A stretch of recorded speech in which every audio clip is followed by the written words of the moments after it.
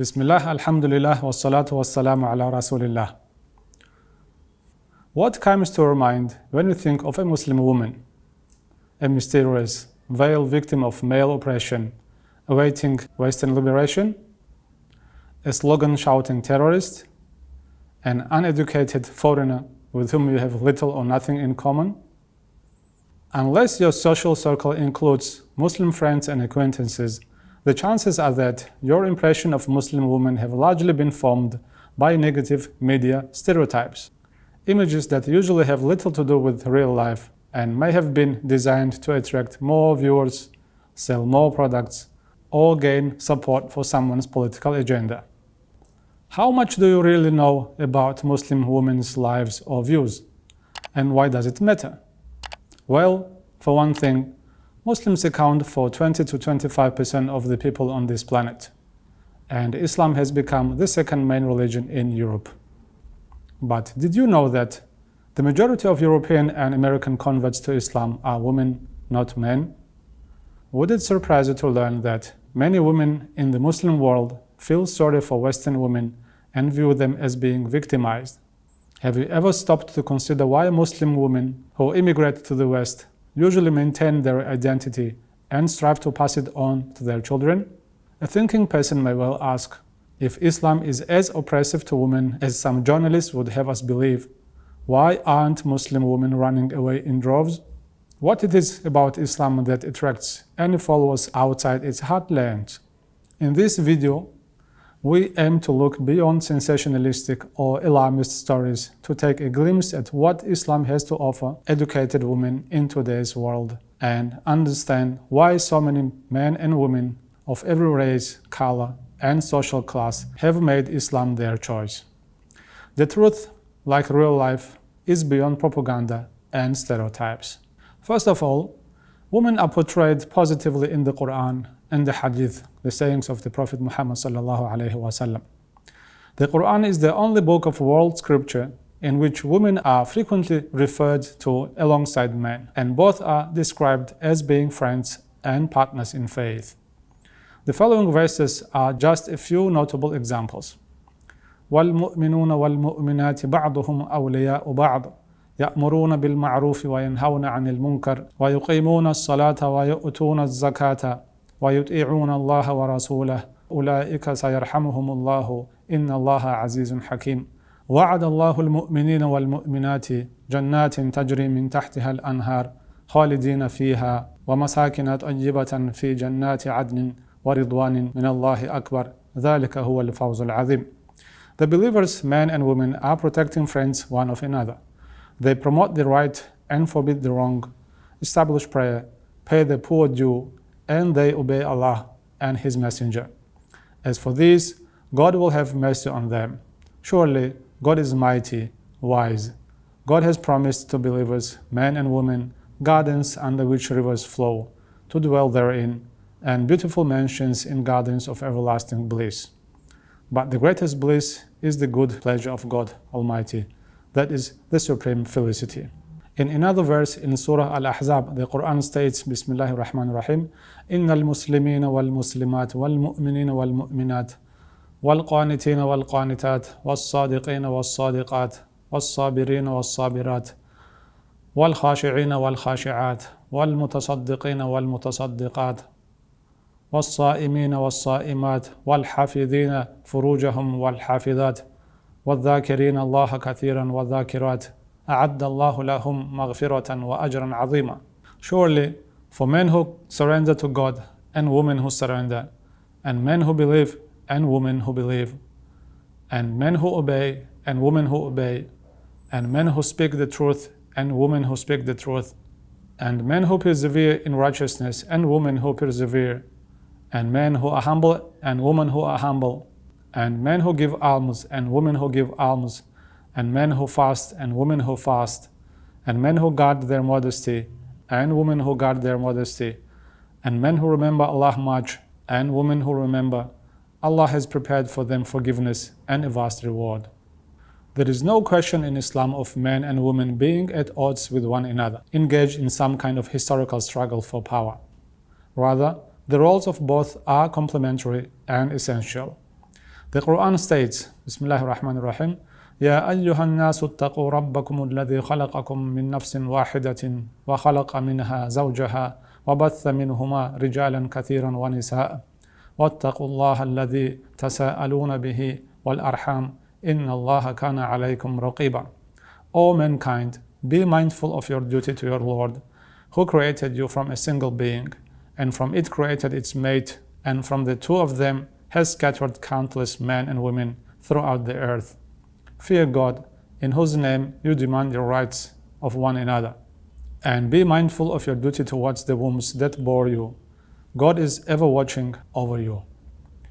In another verse in Surah An-Nisa, the Quran states that, Bismillahir Rahmanir Rahim, وَلَا تَتَمَنَّوْا مَا فَضَّلَ اللَّهُ بِهِ بَعْضُكُمْ عَلَى بَعْضٍ لِلرِّجَالِ نَصِيبٌ مِمَّا اكْتَسَبُوا وَلِلنِّسَاءِ نَصِيبٌ مِمَّا اكْتَسَبْنَ وَاسْأَلُوا اللَّهَ مِنْ فَضْلِهِ إِنَّ اللَّهَ كَانَ بِكُلِّ شَيْءٍ عَلِيمًا. Do not long for the favors by which God has made some of you excel others. Men shall have a share of what they have earned, and women shall have a share of what they have earned. Do not envy each other, but ask God to give you of His bounty. God has knowledge of all things. The Prophet Muhammad ﷺ augmented the revelations he received with further teachings and his wonderful personal example, which made him beloved by family and followers alike. He forbade violence against women and preached against all forms of abuse of power. He warned that both men and women would be held accountable by God for those in their care or under their authority, and said, "Let no Muslim man entertain any bad feeling against a Muslim woman. If he should dislike one quality in her, he will find another that is pleasing." In another hadith, the Prophet ﷺ said, "The best of believers are those who are best to their wives and families." While these teachings may not seem very remarkable today, they were revolutionary at the time they were revealed, for Arabs and non-Arabs alike. While Muslim sons were being taught that paradise lay at their mothers' feet, women in Confucian China were told to obey their fathers, then their husbands, and finally their sons after their husband's death. Hindu women were declared to be unfit for independence, inherently weak, easily misled, sinful, and unintelligent. In Buddhism, woman was said to be the personification of evil. At the time, Jews and Christians believed women to be responsible for the downfall of the human race, and considered menstruation and childbirth to be the consequences of a divine curse. 1,000 years after Muhammad, in 1586, French Catholics were still debating whether or not women possessed souls. English Christians burned thousands of women alive on the mere suspicion that they were witches. Married women in Europe did not gain the right to own property, obtain a divorce, or enter into their own contracts until the 19th century. Not surprisingly, women who found such teachings unreasonable rebelled against them and fought for better treatment. Whereas other women have often had to pit themselves against the authority of a male priesthood, in Islam, the dynamics of social change have been quite different. The Prophet Muhammad ﷺ was an extremely successful social reformer, as well as spiritual and political leader, who championed the rights of the weak and oppressed. The Quranic verses referring to women had the effect of vastly improving the status and rights of women at the time they were revealed. Muslim women were granted the right to own, inherit, and dispose of their own property as they saw fit, reject forced marriages, keep their own names and identities after marriage, initiate divorce, and obtain an education back in the 7th century. In contrast to the dismal situation affecting many women in developing countries today, early Muslim women were noted for their learning and accomplishments. The Prophet ﷺ declared, "To seek knowledge is an obligation on every Muslim, male and female." And his own wife Aisha was responsible for transmitting thousands of his sayings to later generations. Aisha was also renowned for her knowledge of poetry, medicine, and Islamic law, as well as her personal qualities of character and intelligence. When she led a battle after the Prophet's death, No one objected on the grounds that she was a woman. Many Muslim women in the medieval period enjoyed positions of respect as scholars and religious authorities. Therefore, Muslims seeking to improve the position of women in society have usually focused their efforts on getting men and women to practice Islam, rather than trying to reform it, as happened with other religions. The main obstacles to Muslim women achieving the rights guaranteed to them then and now have been persistent un-Islamic cultural traditions, usually dating to the period before people accepted Islam in a given locality, inadequate religious education, and the bad side of human nature. As shown in the Quranic verses above, women are considered to be the spiritual equals of men, and they have the same religious duties.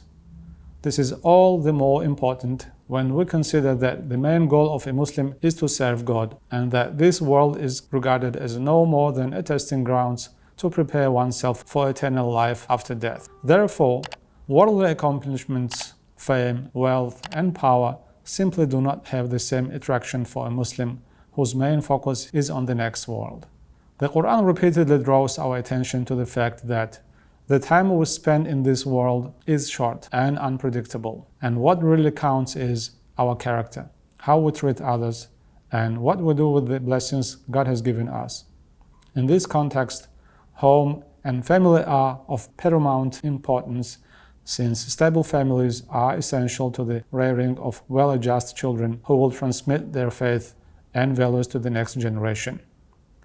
According to a well-known Arab proverb, the mother is a school. Talking on the social roles of women, Islam supports the traditional divisions of labor, whereby women assume the main responsibility for home, while men are responsible for their financial support, but with an important difference. Motherhood and homemaking, like a Muslim's inner life, are not considered to be less important or rewarding than a professional career. Indeed, motherhood is one of the most important professions, and competent mothers who can successfully run a warm and welcoming home and raise a family of happy, confident, and well-disciplined children are becoming increasingly harder to find. Muslim wives and mothers are granted the respect due to all women for the struggles and sacrifices they make for the sake of their families. Furthermore, Muslims consider it unfair to burden women with both the physical and emotional demands of motherhood and the professional demands of the workplace, which end up exhausting so many women and destroying family life for the sake of economic gain. Muslims often express sympathy for women in the West, who often suffer from sexual exploitation and abuse at home and in the workplace, while being unappreciated in their traditional roles. Western women who seek to be respected must often dress and behave like men, and are expected in practice to neglect their children's needs for the sake of their careers. In Islam, femininity is appreciated, and Muslim women may seek a higher education, work outside the home, or volunteer their services to benefit the community as long as their primary responsibilities are taken care of. Any money that a Muslim woman earns is her own, to spend as she likes. Men remain solely responsible for maintaining the family. Although Muslim parents traditionally play an important role in arranging introductions and helping to choose marriage partners for their children, both husband and wife must freely agree to the marriage. The Prophet ﷺ granted girls who had been forced into marriages against their will the right to have their marriages annulled. The relationship between husband and wife in Islam is an interdependent one, based on love and tranquility. The Quran says, Bismillahir Rahmanir Rahim, وَمِنْ آيَاتِهِ أَنْ خَلَقَ لَكُم مِّنْ أَنفُسِكُمْ أَزْوَاجًا لِتَسْكُنُوا إِلَيْهَا وَجَعَلَ بَيْنَكُم مَّوَدَّةً وَرَحْمَةً إِنَّ فِي ذَلِكَ لَآيَاتٍ لِقَوْمٍ يَتَفَكَّرُونَ. And of His signs is this: He created spouses for you from among yourselves, that you might find comfort in them. And He put between you love and mercy. Surely there are signs in that for people who reflect. Both parents should strive to establish a stable, loving home and partnership. Major family decision-making should be through consultation and discussion. As the provider, the husband is expected to take the lead, as he is accountable to God for his care of the family. If no agreement can be reached, the wife should be supportive as long as her husband does not ask her to do anything that contravenes religious law. This works well as long as each spouse behaves maturely and treats the other with respect, kindness, and consideration. In order to safeguard the moral integrity of family and society, Muslim men and women are expected to observe certain guidelines of behavior that Westerners may find restrictive. Both sexes are expected to dress modestly in loose, non-transparent clothing and avoid situations that would put them alone with members of the opposite sex or lead to temptations or misunderstandings. Muslim women additionally cover their hair, since women are ordinarily considered to be the more attractive of the sexes. These restrictions are not observed at home among close family members, but serve to protect women's honor in public and draw attention to their personal qualities rather than their looks. In Islam, the sexual urge is considered to be natural and desirable as long as it is confined to expression within marriage.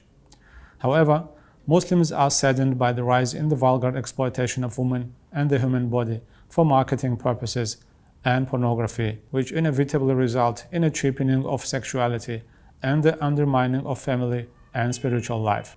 For women who enjoy being women and appreciate the differences as well as the common ground between the sexes, who would prefer to be respected for their intelligence and character rather than being chased after for their looks, and who would like to pursue personal and spiritual fulfillment at a human pace without having to neglect their families, Islam is a very appealing alternative. And finally, few words about polygamy.